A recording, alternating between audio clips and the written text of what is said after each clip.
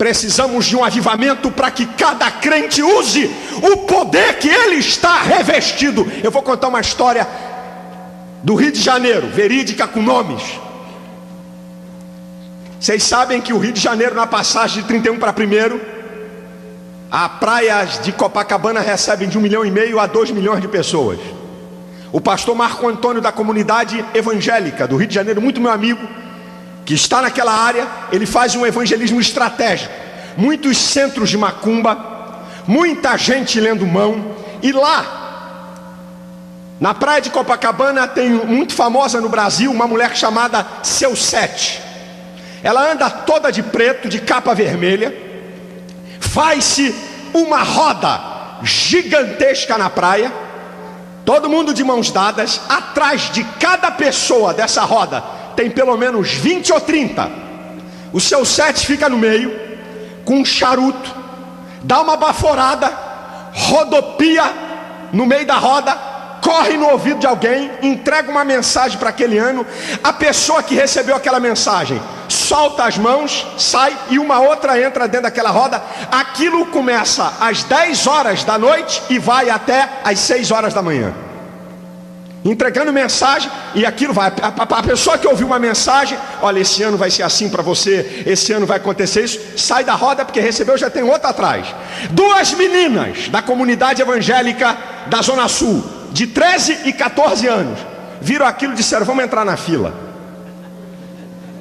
Não eram pastores, não era irmã do círculo de oração, não eram evangelistas, não eram crentes de 30 anos. 2 garotas de 13 e 14 anos entraram e combinaram o que iam fazer quando caísse na roda. Uma chegou, a vez dela entrou, a outra na outra ponta, e as meninas oraram: Senhor, envergonha o diabo, derrota Satanás aqui, Senhor. Esse demônio engana a noite inteira. Era meia-noite mais ou menos. Quando a menina orou, aquela mulher deu uma baforada no cachimbo, deu um rodopio, um grito e disse: alguém está me amarrando aqui.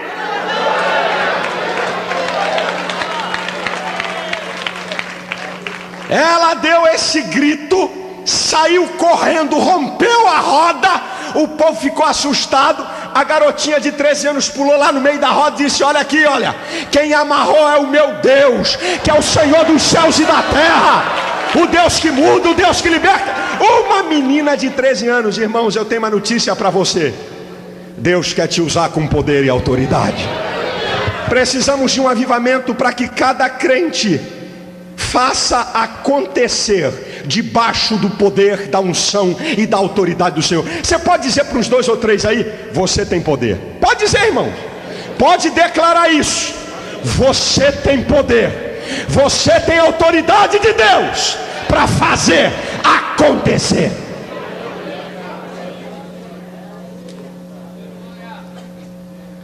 Precisamos de um avivamento para que haja um movimento novo. Precisamos de um avivamento para que os crentes sejam cheios do Espírito Santo. Isso aqui é o princípio de tudo. Precisamos de um avivamento para que os crentes tenham fé para anunciar. Precisamos de um avivamento para que os crentes tenham fé para fazer acontecer. E precisamos de um avivamento. Aí sim, versículo 32. E era um coração e a alma da multidão dos que criam. Ninguém dizia que coisa alguma do que possuía era sua própria, mas todas as coisas lhe eram comuns. E era o coração e a alma da multidão. Precisamos de um avivamento nos dias de hoje, para que haja na igreja uma profunda comunhão. Irmãos, sabe o que é comunhão hoje? Não estou falando aqui de igreja A, B ou C. Olha, você quer ter comunhão comigo? Por favor, não me contrarie nunca. Número 2, se possível, sempre com um sorriso nos lábios, viu? Por favor. De vez em quando me dê um presente. Isso vai fazer bem. Fale bem de mim o tempo inteiro. O princípio da comunhão, até na igreja lá no Rio de Janeiro, estou dizendo o que eu faço. Irmão, vamos dar as mãos. Irmão, diga para o seu irmão: você é precioso para mim. Mas comunhão não é isso. São coisas superficiais. A verdadeira comunhão, ela parte do profundo do ser. Porque Silas não é esse estereótipo que você está vendo. O verdadeiro Silas é aqui dentro de mim.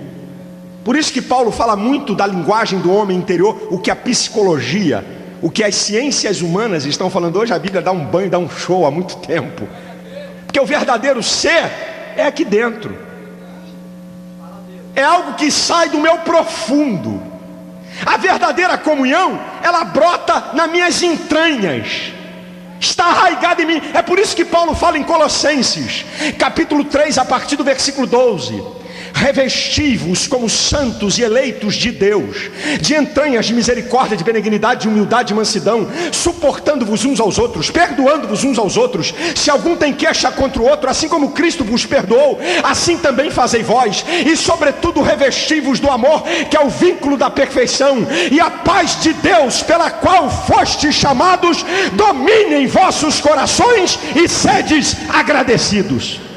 Qual é a palavra usada? Revesti-vos de entranha. Uma profunda comunhão não é uma coisa superficial que pode ser removida, não. Uma coisa entranhada é uma coisa, olha, que está arraigada. Não adianta que você não tira fácil. Não adianta que você não arranca fácil, porque está entranhado.